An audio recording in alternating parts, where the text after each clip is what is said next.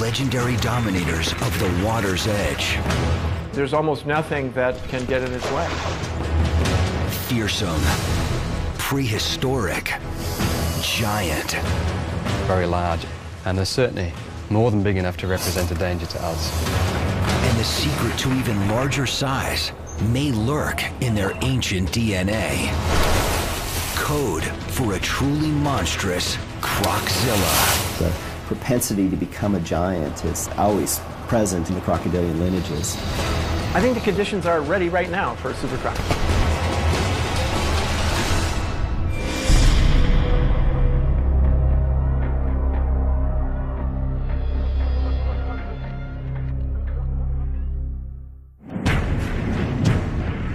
65 million years ago, a devastating extinction event wiped out most of the Earth's reptile giants. Today, one massive-bodied beast remains. They avoided the extinction that nipped the dinosaurs in the bud, leaving only birds as descendants. It's really an incredible success story. They're one of evolution's most incredible survivors, revered by some as gods, reviled by others as man-eaters. So never underestimate a crocodile in the water. If you get too close to it, then really, that's the end of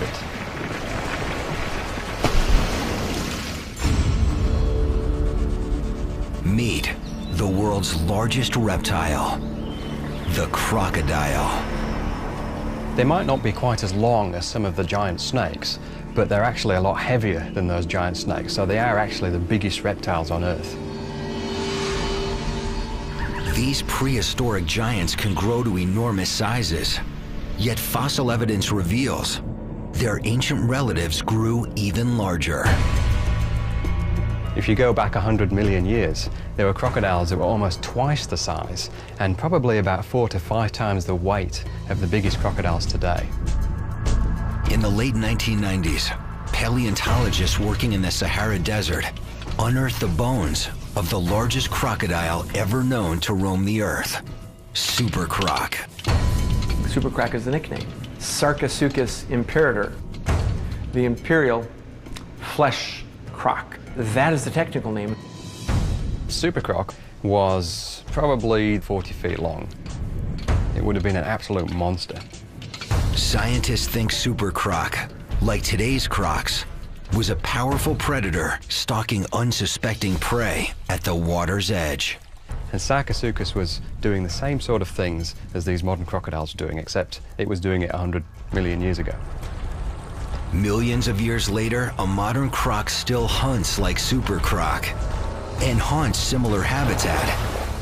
Yet can it grow to its ancient ancestors' gargantuan size? How big can it get?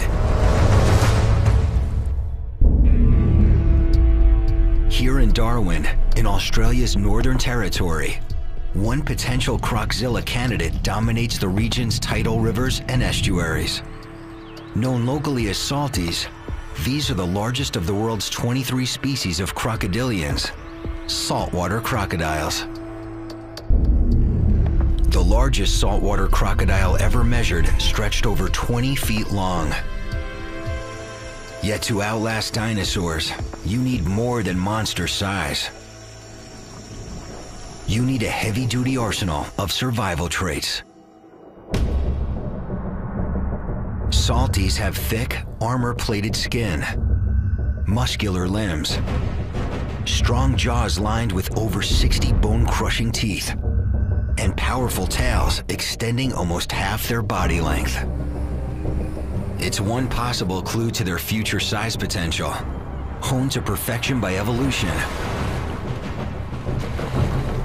Crocodiles' bodies are designed to survive. I mean, they could lose a limb, it doesn't matter. The dominant males are often missing a limb. You have an animal that's a survivor, and there's almost nothing that can get in its way.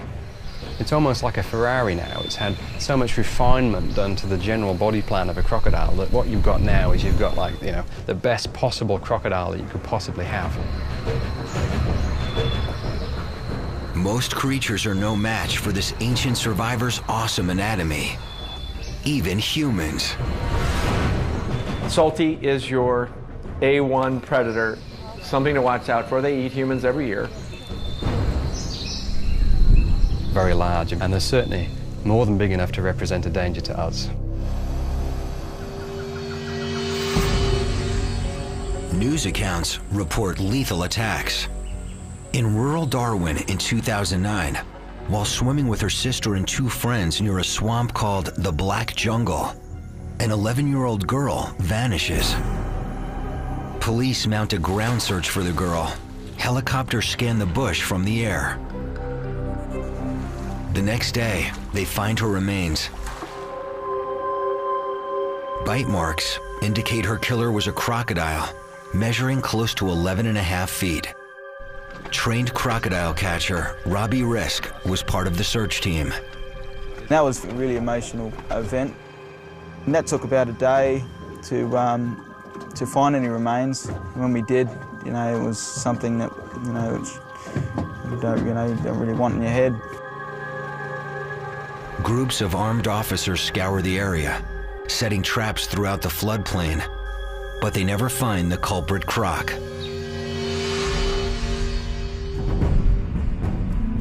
Though attacks like this are rare, salties probably kill about a half a dozen people a year. Yet officials estimate there are up to 150,000 of them moving from rural tidal rivers into Darwin waters. The unique thing about Darwin is that it's essentially a city that's situated right in the middle of crocodile habitat. And as they spread to urban and suburban areas, the odds of attacks on humans may be increasing exponentially. If most crocodiles in the tidal rivers here didn't move, they'd get killed by other crocodiles. There's just not enough food and there's not enough space to go around. And this is why you've got saltwater crocodiles moving along the coast towards Darwin. And more crocodiles every year are found in and around Darwin. And obviously the potential for disaster is so much higher.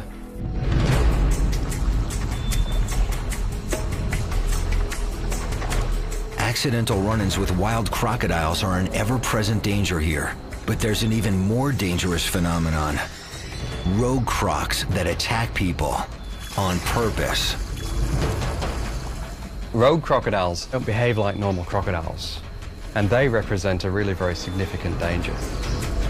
Often rogue crocodiles are the kinds of animals which have successfully attacked someone. They realize how easy it is, and then they try and do the same thing again.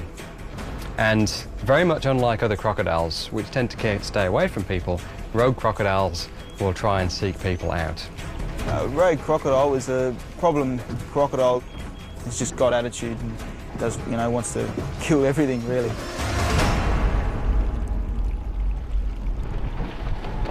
To reduce the risk of an attack by a rogue or other saltwater crocodile, Darwin authorities operate an ongoing catch and remove management program.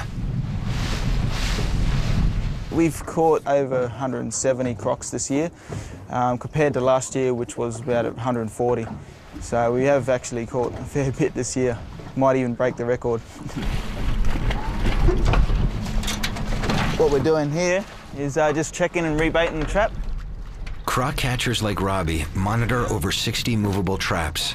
They keep them baited, and when they find crocs inside, they remove them, mark them, and record their size. The largest salty Robbie's ever caught measured over 15 feet. But any size croc can do some damage. 3 meters, 4 meters can actually crush skulls and stuff like that.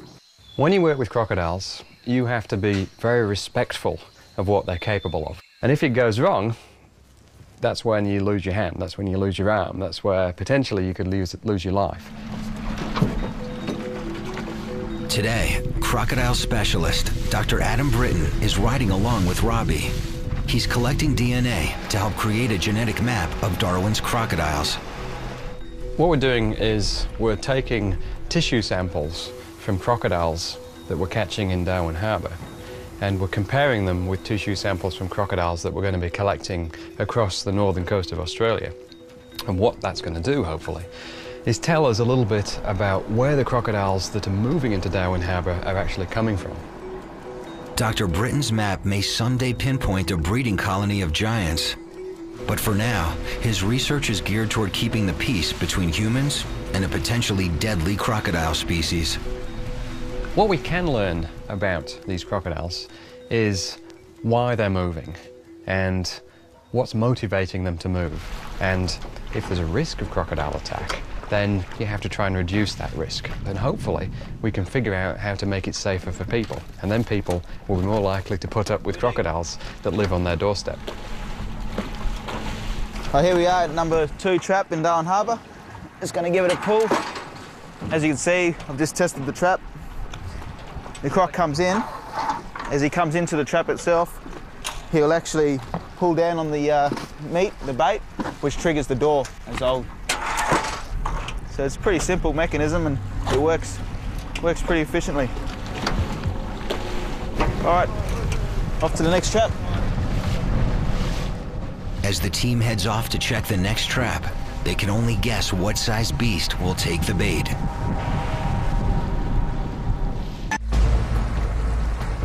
A crocodile can grow as long as it lives. It's another clue to their future size potential. When most creatures mature, they reach a maximum size and growth stops. But crocodile size has no limits. It's a phenomenon known as indeterminate growth. In captivity, with a steady food supply and fewer survival challenges, crocodiles may be able to live longer and grow larger than crocs in the wild. These animals pretty much grow until the day that they die, so it is possible that these animals are going to reach much greater sizes in captivity than they normally would in the wild. One of the largest captive crocs ever recorded, a saltwater crocodile named Gomek, lived here at the St. Augustine Alligator Farm Zoological Park in Florida. Gomek maxed out at over 17 feet, weighing nearly a ton. He became a main attraction, drawing audiences to his feeding shows in droves. Today, his supersized legacy lives on in another huge salty named Maximo. So he's over 15 feet long, 1,200 pounds. He's an incredibly powerful animal.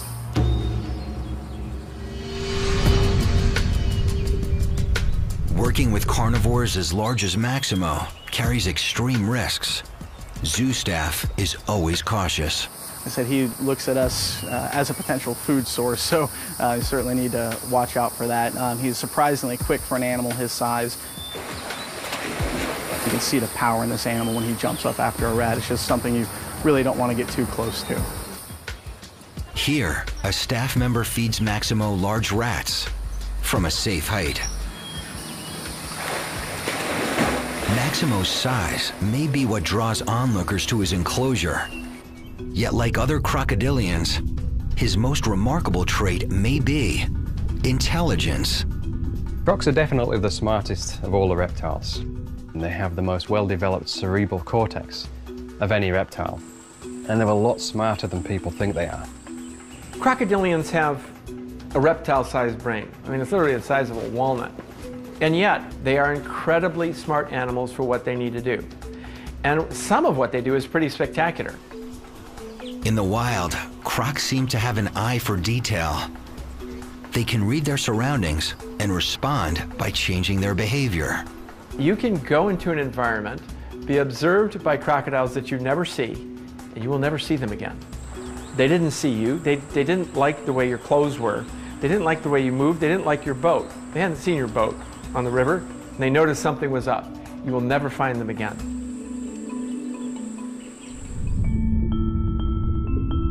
They may also display some form of memory. To be a crocodile, you want to know where the best place to hunt is going to be on a day-to-day basis. And you can't just stumble upon it every day. You have to remember, you have to learn. And here in captivity, some crocodilians, like this alligator named Bomber, seem to show thinking.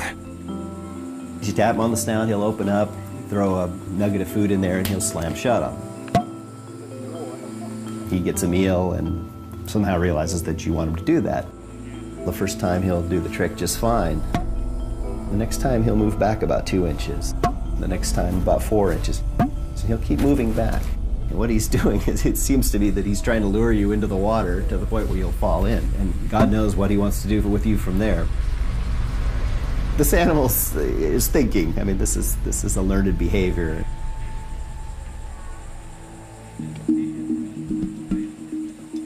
These ancient survivors are more than creatures of pure instinct, and Maximo's no exception. He's learned a routine for the show, and he knows time of day, so if we walk up onto that platform, right at 3 o'clock, he starts going through his routine that he has to go through for the feeding show. So that didn't take him very long to learn it all. Maximo!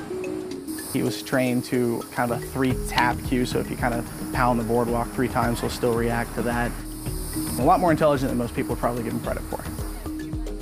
Smart, powerful, huge, and still growing. Most crocodiles seem to live as long as we do, but from the evidence that we've got, most crocs seem to live between about 60 and 100 years old. Maximo's just 40 years old. At well over 15 feet, 1,200 pounds, he can grow for decades. Only time will tell how much bigger he can get.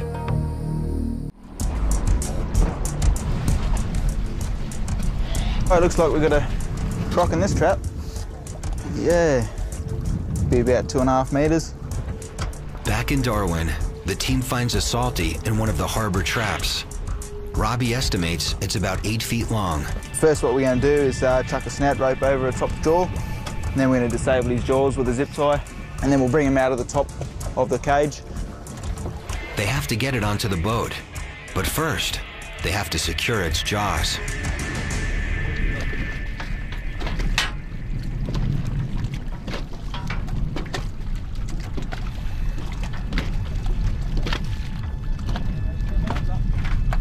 To get the croc to open its mouth, the croc catcher taps it on the snout. He slips a snout rope around its upper jaw.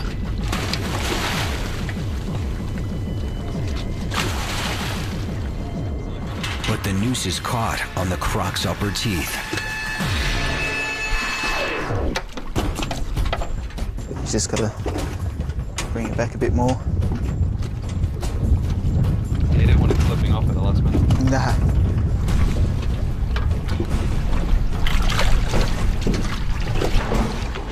Finally, the noose slips over the teeth and into position around the upper jaw. Now I'll jump on the trap and I'll disable the jaws with a zip tie, so we don't get close enough to the croc ourselves. So there's no interactions between us and the animal itself, so no one's going to get hurt.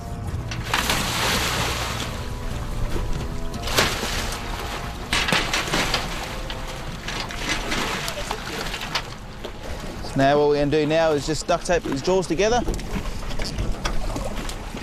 and then cover his eyes.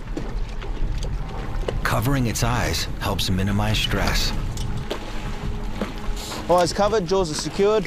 Now we're ready to bring them out of the trap.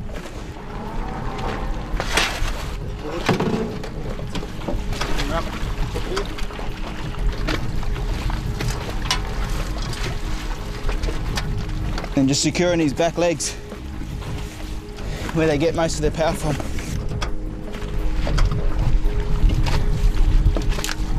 The final part, just a bit of protection there from his other teeth that are protruding over the top jaw. So when we do handle him, he won't cut our hands up and stuff. Even with the croc's jaws zip-tied and taped, with one swing of its head, its large teeth can tear open human flesh. Yep. With the wild salty captured for relocation, Robbie and the team loaded onto the boat. Beautiful. When the croc's secure, the team ties new bait, resets the trap, and heads off to check the next one.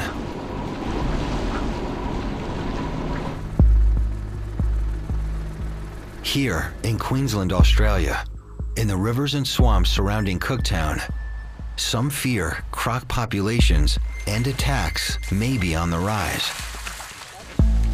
In 2005, a crocodile measuring over 13 feet dragged a fisherman from his canoe and killed him.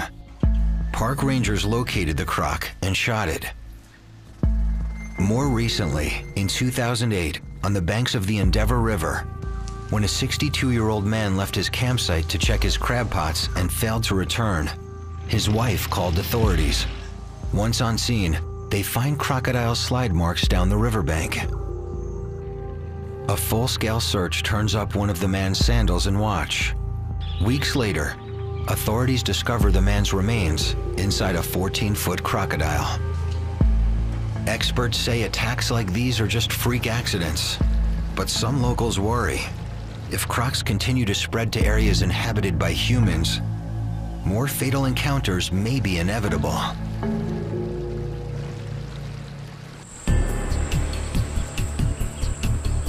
In Florida, at the St. Augustine Alligator Farm, biologist Dr. Gregory Erickson is studying a crocodile's main predatory tool, its bite.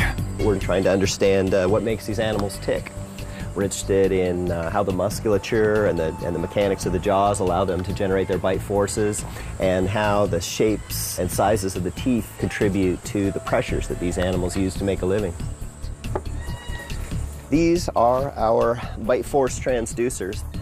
When it bites down on this, it's going to exert a force, and this is a 4-sensor device, like a good bathroom scale, and it's going to send out a signal to a charge amplifier that's going to record the bite force.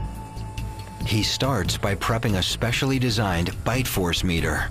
The meter's leather pad so it doesn't hurt their teeth. And as soon as you touch one of their teeth, it triggers a snapping bite, is what we call it, and they'll slam down apparently with as much force as they can possibly generate, and we'll get a recording instantly of what the maximal bite force was. I'm not exactly sure what this Nile crocodile is going to do. They tend to be rather surly animals.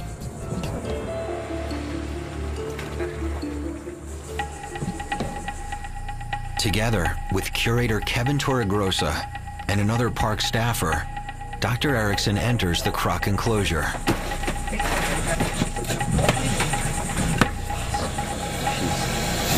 She's a mad motor scooter.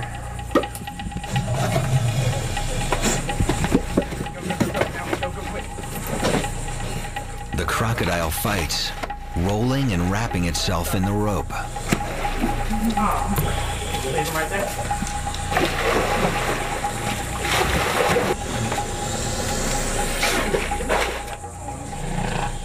But finally, the team lifts the croc out of the water and onto an examination board. What we're going to do is throw the board in. I'm going to push the jaws down on the board. You're going to put the mouth pull on to hold his jaws on the board, and we're going to tape it up.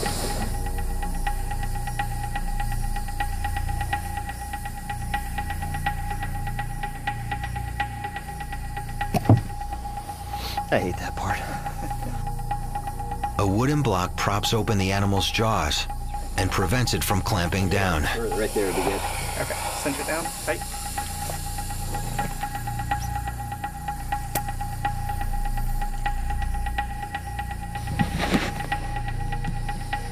What I'm doing is I'm taking dental putty. It's essentially the same material your dentist uses to cast your teeth when you're going in for dental work. And I'm going to use this to make some copies of the more prominent teeth in this animal. Don't do this at home. Don't do this with your pet crocodile. Or your dog, for that matter. Before taking bite force readings, Dr. Erickson takes dental impressions.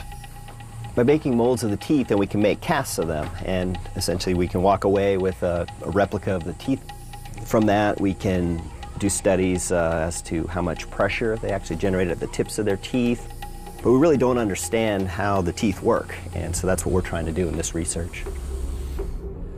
Next, Dr. Erickson will measure this animal's bite force. But first, he has to remove the dental putty by reaching into the hitting zone. Hard.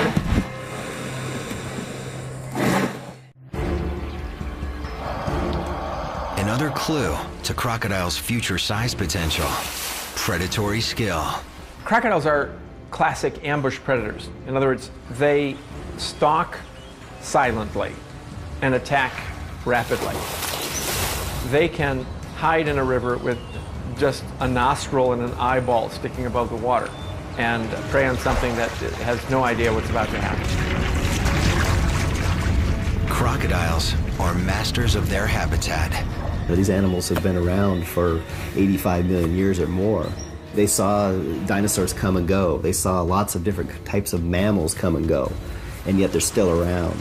I think the key to these animals' survival is that they're incredibly adept at securing prey at the water's edge.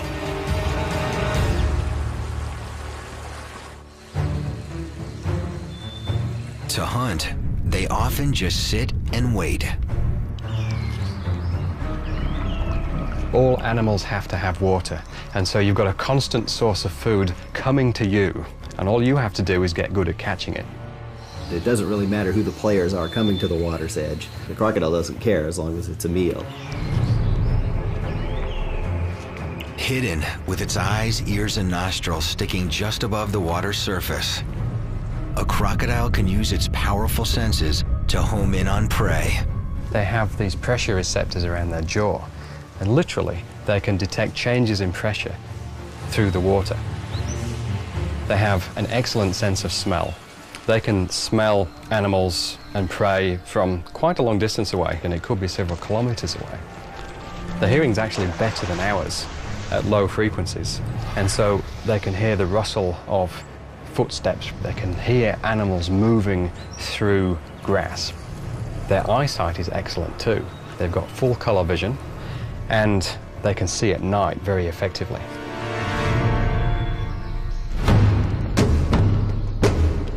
Once locked onto a target, a croc approaches unseen, propelled by its powerful tail. It's the driving force that allows them to be able to swim at great speeds, but more importantly, to slowly swim without creating a lot of turbulence. And if they see something come close to the water, they'll swim underwater for a distance, and then they'll come up a little bit closer, and they'll have another look, and they'll see what the situation is. And they'll keep getting closer and closer. And all that prey item has to do is get sufficiently close to the crocodile, and as soon as that happens, bang, that's it, it's all over.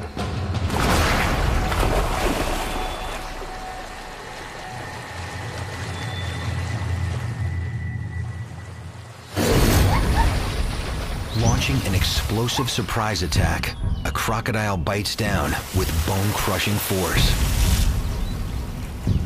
dragging its victim into the water to drown it. Sometimes it goes into a death roll. The crocodile may roll to try to disorient the prey item. Sometimes the animal's dismembered at that point. Maybe the animal will die nearby from bleeding. Ideally, the crocodile's trying to drown the prey item. Once the animal's drowned, of course, then it's secured a meal.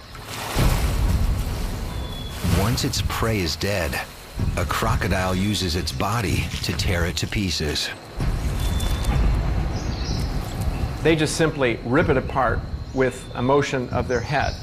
They're like a tube of muscle, a little bit of flexibility, especially in the neck region, the armor. There's a little break in the armor there, so it can just yank its head back and forth and just literally rip limbs and bodies apart.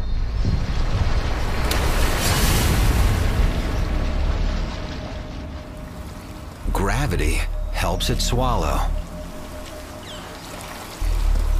Okay, let's see if this is hard. Seems to be. Back in Florida, Dr. Erickson removes the dental putty from a nearly 8-foot Nile crocodile's tooth. This animal's really powerful. You saw right there, just touching that tooth set this animal off. They're a lot faster than we are, so you have to be careful. I mean, if we hadn't had that mouth taped shut, I'd be heading for the hospital right now. You never want to reach down into this area. We call it the hitting zone.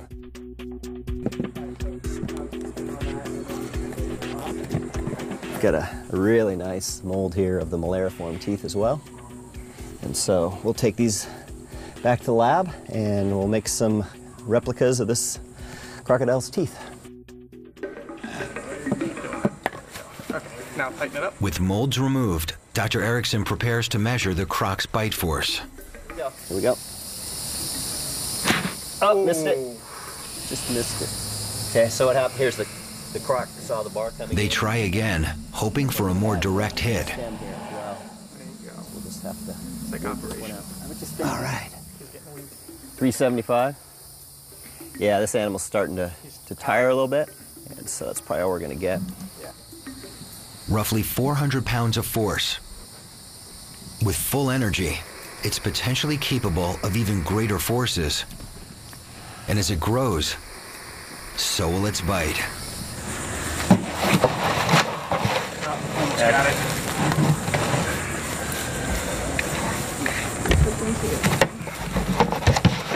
Just let him run all the way back.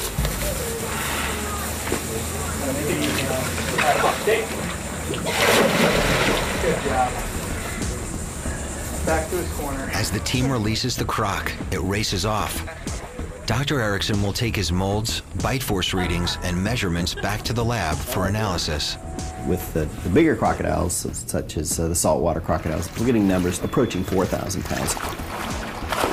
Almost twice what we see in the spotted hyena, which is the bone-crushing champion among mammals. It's also twice as high as what you see in the Bengal tiger or an African lion. 4,000 pounds of force eclipses any animal on the planet. Dr. Erickson believes the huge force is necessary for its survival. Most crocodiles don't have particularly sharp teeth. They're blunt instruments, not well designed for puncturing things. But with the kind of forces these animals generate, they are able to produce pressures that are high enough to puncture through hide and sustain impacts with bones. And they pull it off, and they've been doing it for a long time, and they're pretty good at it.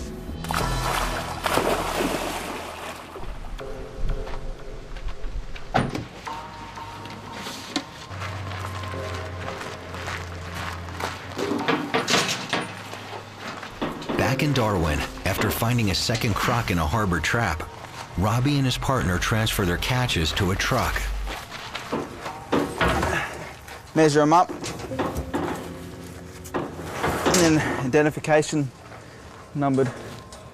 We always keep the heads up just to stop them from, regurgitating.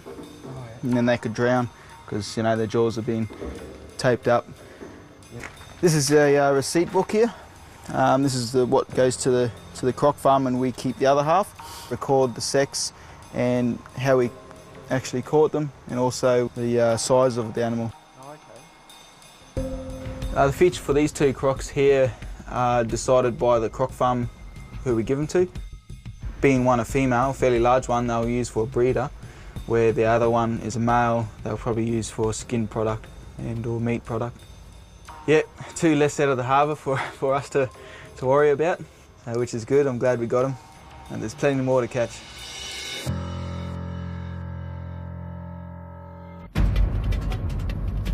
Another clue to crocodiles' future size potential?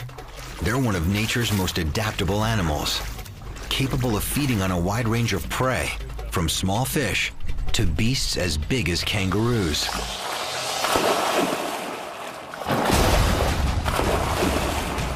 They're feeding on things such as clams and crustaceans and even insects, fish, frogs, you name it, turtles.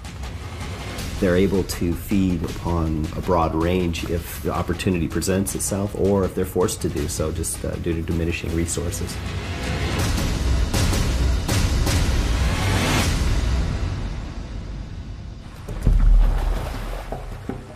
Crocodiles can also adjust their behavior to their environment, especially if they locate a good food opportunity. And when crocodiles see an opportunity, they'll come back the next day, and if the same opportunity is there, they'll come back the next day, and they will learn very quickly that this is the place to be if you want to have any chance of catching food. But they can do even better than that. They can learn timings.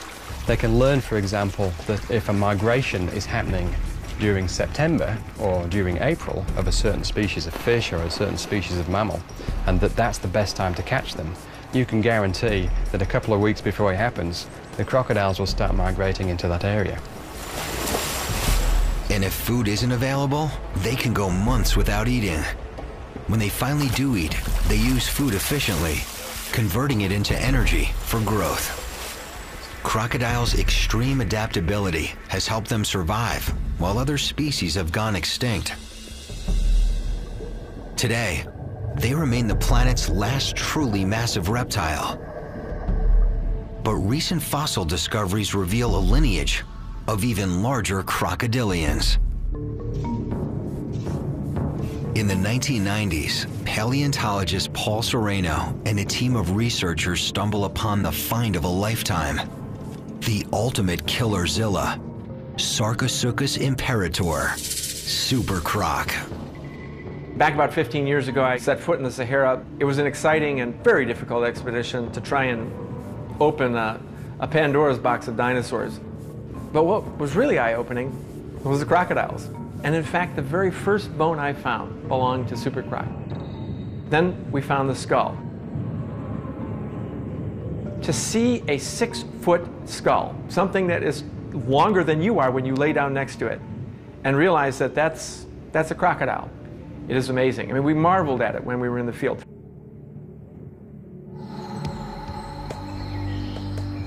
Roughly 110 million years ago, super croc stalked the banks of a river, coursing through what is now arid land. Super croc was an ultimate stealth predator, ambush predator. It had enormously powerful jaws and teeth that were like stubs. They were like hooks. They were definitely not designed for eating fish. They were designed for eating dinosaurs. They were designed for pulling dinosaurs down to the water, drowning them, ripping them apart. And the tail is like, I don't know, it's like the trunk of a sequoia. It's too big to wrap your arms around. It's absolutely monstrous. They probably had bite forces perhaps as high as 20,000 pounds or something like that, and God knows what kind of pressures they were generating.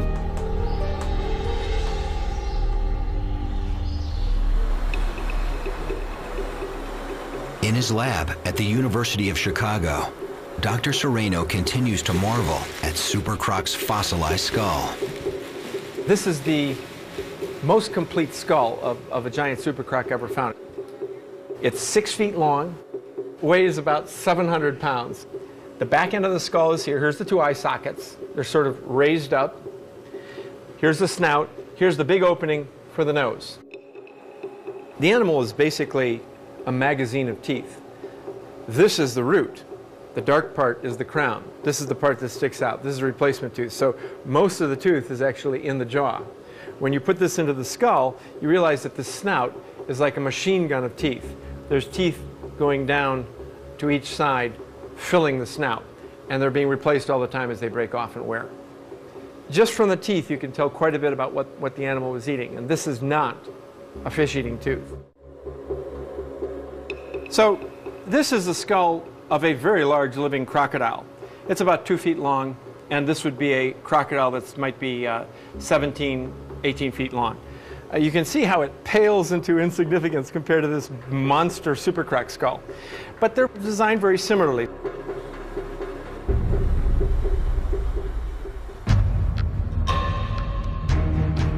So, how big was super croc? They're about twice the size of the largest saltwater crocodiles, and probably somewhere in the region of about 10 times as heavy. Well, we think super croc was 40 feet long as a full adult. Yes, a croc the size of a school bus. How much did it weigh? 8 tons is a good estimate. The largest crocodile to ever survive on Earth.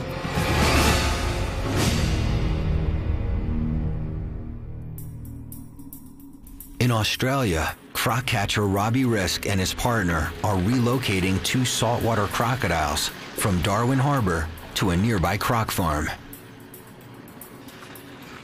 Ah, here they are in their new home. Here we go, yeah. So, 2 nice crocs. Yeah. 2 very Nice ones. One female, one male. Oh, female, eh? Yeah, one female. Oh, they'll be very pleased with that. Yep. We'll just lift them up and put them straight in.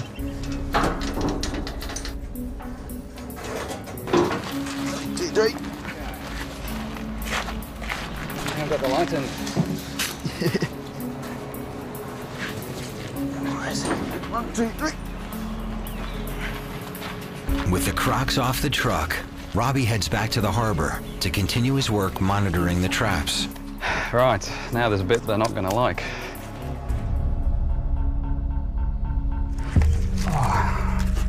Okay, so what I'm going to do now is take a tissue sample from this crocodile. These Dr. Britton hopes the tissue samples will yield genetic material for his DNA map of Darwin's croc population. And this is basically just cartilage, but it's got some genetic tissue in it. So what I'm going to do is use one of these biopsy punches and just take a bit of that tissue and store it in one of these vials. And then we're going to do some analysis on it to find out if we can determine where this crocodile came from. This is actually the first time I've used this technique. Okay, that worked a bit better.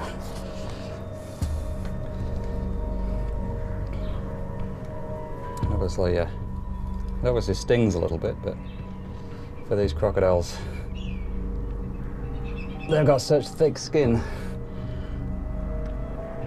It's probably a bit like us having an injection. So that's the sample I've taken. It's just basically a hole through the scoot, and it's just connective tissue really, but we can get some genetic information from this. Stick it in there. So we can keep this for however long we need to, and then we send these down to the lab along with lots of others, and we should get some really useful information out of it.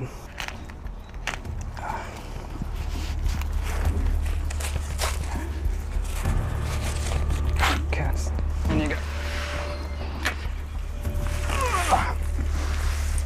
In the water. So this is just a holding pen. It'll just stay here for the next few hours while the guys at the crocodile farm decide where they're going to put them. Okay, let's do the other one. Armed with his DNA data, his research may one day uncover where Darwin's saltwater crocs are breeding, Should preserve them why they're moving, and how expanding into new habitat may help them grow to even larger sizes.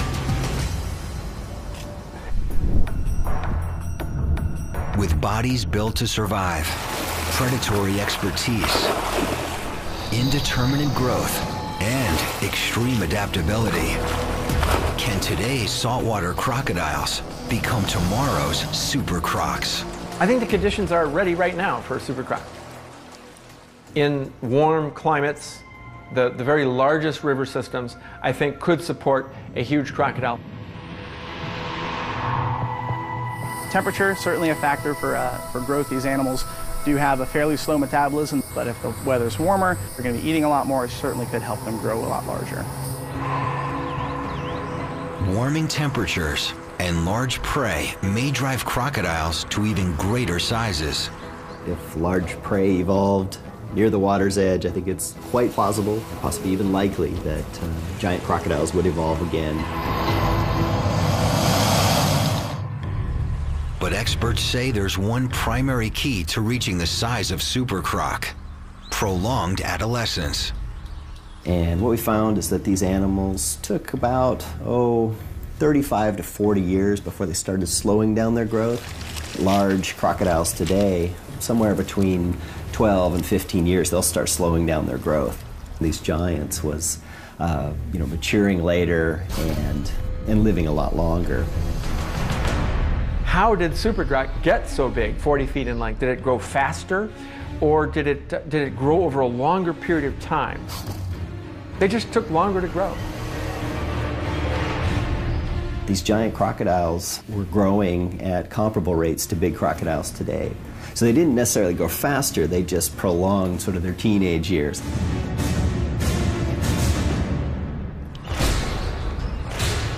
With the right circumstances and an extended adolescence, modern crocs may someday morph into future giants.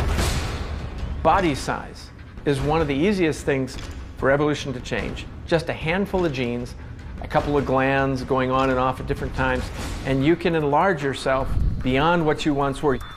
What happened during crocodilian evolution is on about 6, 7, maybe even 8 occasions. Crocodile lineages reached gigantic proportions, animals 35 feet or more. The propensity to become a giant is always present in the crocodilian lineages. Life is not constant, life will change. And it may be possible that in the future, something as large and impressive and awesome as Sarcosuchus might one day exist again. So, how big can it get? If future salties size up to super croc proportions, this is what a Croczilla might look like. A fearsome predator stretching 40 feet long, weighing 8 tons. With a powerful 16-foot tail, a 6-foot skull, teeth like railroad spikes, and jaws capable of biting down with 20,000 pounds of pure predatory force. One colossal example of how big it can get.